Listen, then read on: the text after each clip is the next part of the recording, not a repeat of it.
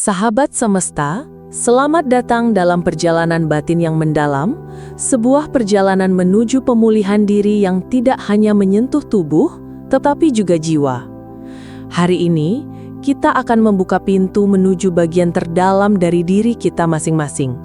Ruang di mana luka masa lalu masih menyimpan jejaknya, mempengaruhi cara kita berpikir, merasa, dan menjalani hidup. Trauma, meski mungkin terasa seperti bayangan yang tak pernah hilang, sebenarnya bukanlah musuh yang harus ditakuti, tetapi kawan yang mengajarkan kita betapa kuatnya hati manusia untuk bangkit kembali. Dalam dunia yang seringkali bergerak cepat dan penuh tekanan, tidak jarang kita mengubur rasa sakit yang pernah kita alami. Kita mencoba melupakannya, menyangkalnya, atau bahkan menyalahkan diri sendiri karena masih merasakan dampaknya hingga hari ini. Namun, sahabat semesta, ingatlah bahwa trauma itu adalah bentuk komunikasi dari diri kita yang lebih dalam. Jiwa yang berusaha menyampaikan pesan bahwa ia membutuhkan perhatian, kasih sayang, dan pengampunan. Pemulihan trauma bukanlah tentang menghapus masa lalu atau mengubah apa yang telah terjadi. Ini adalah tentang memberi ruang bagi diri sendiri untuk menyembuhkan luka yang belum selesai, membawa cahaya ke dalam kegelapan, dan membangun kembali hubungan yang harmonis dengan diri sendiri. Dalam proses ini, kita akan menemukan bahwa kita bukanlah korban dari masa lalu, tetapi pencipta dari masa depan yang ingin kita bangun. Mari kita mulai perjalanan ini dengan hati yang terbuka dan jiwa yang siap menerima penyembuhan. Memahami akar trauma. Sahabat semesta, sebelum kita beranjak menuju penyembuhan, penting bagi kita untuk memahami lebih dalam tentang apa itu trauma dan bagaimana ia berakar kuat dalam diri kita. Trauma bukan hanya sekadar kenangan buruk yang tersimpan dalam ingatan. Ia adalah luka emosional yang terbentuk akibat pengalaman yang begitu mendalam, seringkali di luar kemampuan kita untuk mengelolanya pada masa itu. Trauma bisa berasal dari berbagai peristiwa, kata-kata menyakitkan dari orang terdekat, pengabaian yang terus-menerus, pengalaman kekerasan fisik atau emosional, hingga kehilangan seseorang yang sangat berarti bagi kita. Bahkan, trauma bisa muncul dari pengalaman yang tampaknya kecil di mata orang lain, tetapi sangat berdampak besar bagi diri kita. Yang membuat trauma begitu kompleks adalah cara ia tersimpan dalam tubuh dan pikiran kita. Ia tidak hanya hidup dalam ingatan, tetapi juga dalam respons emosional yang muncul secara otomatis ketika kita menghadapi situasi yang mengingatkan kita pada pengalaman tersebut. Misalnya, seseorang yang pernah dikhianati mungkin secara tidak sadar selalu merasa waspada dalam hubungan, khawatir akan ditinggalkan atau diabaikan lagi. Atau mungkin ada di antara kita yang sulit mempercayai orang lain karena pernah merasa dikhianati atau ditolak. Trauma juga memiliki cara tersendiri untuk mempengaruhi pola pikir kita. Ia bisa membuat kita percaya bahwa kita tidak cukup berharga, bahwa kita tidak aman di dunia ini, atau bahwa kita tidak berhak atas kebahagiaan. Keyakinan-keyakinan ini, meski mungkin tidak benar, bisa terus membayangi hidup kita dan membuat kita merasa terjebak dalam lingkaran emosi negatif. Namun, sahabat semesta, penting untuk diingat bahwa trauma bukanlah cerminan dari siapa kita sebenarnya. Ia hanyalah bagian dari pengalaman yang pernah kita lalui, dan meski dampaknya terasa sangat nyata, ia bukanlah hukuman seumur hidup. Pengalaman ini adalah langkah awal menuju penyembuhan, menyadari bahwa trauma bukanlah identitas kita, tetapi pengalaman yang perlu kita hadapi dengan penuh kesadaran dan belas kasih. Sahabat semesta, trauma tidak hanya tinggal dalam ingatan masa lalu, tetapi terus mempengaruhi bagaimana kita merasakan dunia hari ini. Ia seperti akar yang tertanam dalam tanah batin kita, tumbuh diam-diam dan mempengaruhi setiap aspek kehidupan, hubungan, karir, keyakinan diri, hingga kesehatan fisik.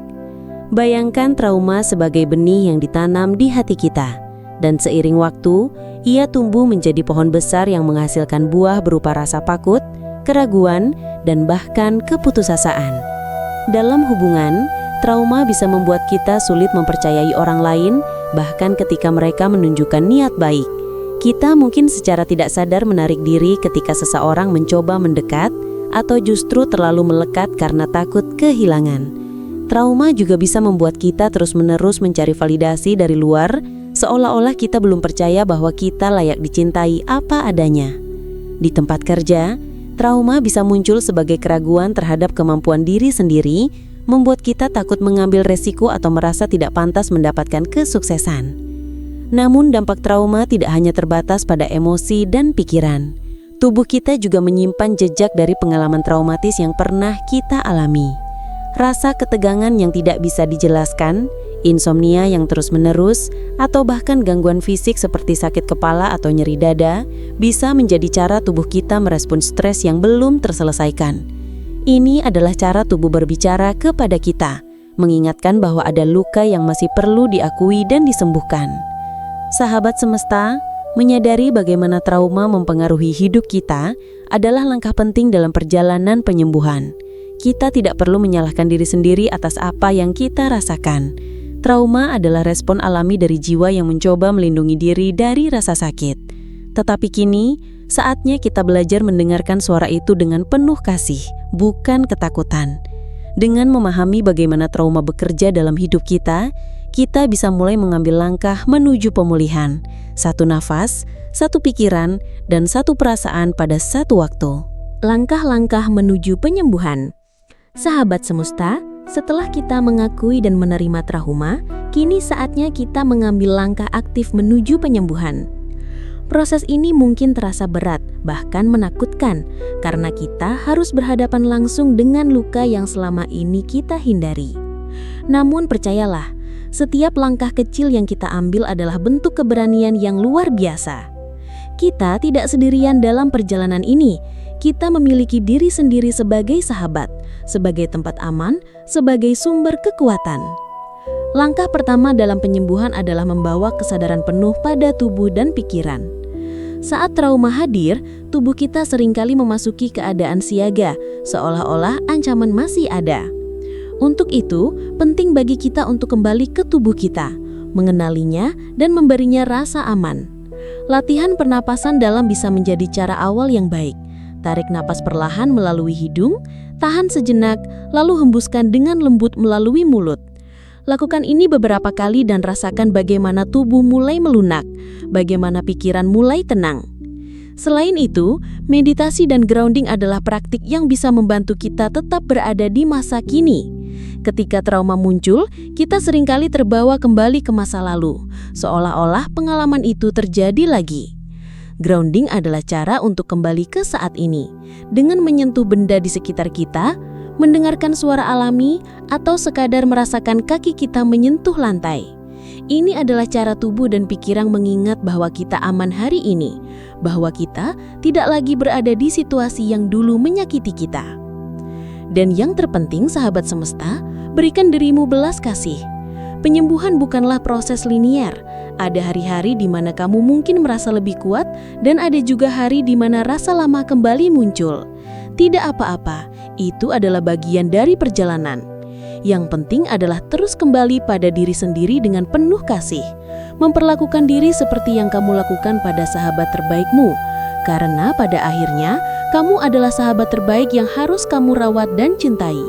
Sahabat semesta, setelah kita membuka diri pada luka dan mulai melangkah menuju penyembuhan, kita akan menemukan bahwa proses ini bukan hanya tentang melepaskan rasa sakit, tetapi juga tentang menemukan makna di balik pengalaman yang pernah kita lalui. Trauma mungkin datang sebagai ujian, tetapi ia juga membawa pelajaran yang mendalam tentang kekuatan batin, tentang ketahanan jiwa, dan tentang betapa berharganya cinta dan belas kasih yang kita berikan pada diri sendiri. Setiap luka yang kita alami adalah bagian dari kisah kita. Dan meskipun kita tidak bisa mengubah masa lalu, kita bisa memilih bagaimana kita melanjutkan cerita ini. Trauma bukanlah akhir dari perjalanan, tetapi justru pintu masuk menuju pemahaman yang lebih dalam tentang diri kita sendiri. Dalam proses penyembuhan, kita belajar bahwa kelemahan bukanlah aib, bahwa rasa sakit bukanlah tanda kegagalan, dan bahwa meminta bantuan bukanlah tanda ketidakmampuan, melainkan bentuk keberanian yang luar biasa. Sahabat semesta, kamu tidak sendirian dalam perjalanan ini. Ada banyak jiwa di luar sana yang juga sedang berusaha pulih, yang juga sedang belajar menerima diri, yang juga sedang mencari cahaya dalam kegelapan. Dan dalam proses ini, kamu akan menemukan bahwa penyembuhan bukanlah tentang menghapus masa lalu, tetapi tentang membangun masa depan yang lebih bercahaya, dengan hati yang lebih lembut, jiwa yang lebih tenang, dan keyakinan bahwa kita adalah makhluk yang kuat, yang mampu bangkit dari luka dan menjalani hidup dengan penuh arti. Karena pada akhirnya, sahabat semesta, penyembuhan bukanlah tentang menghapus masa lalu, tetapi tentang membangun masa depan yang lebih bercahaya, dengan hati yang lebih lembut, jiwa yang lebih tenang, dan keyakinan bahwa kita adalah makhluk yang kuat, yang mampu bangkit dari luka dan menjalani hidup dengan penuh arti.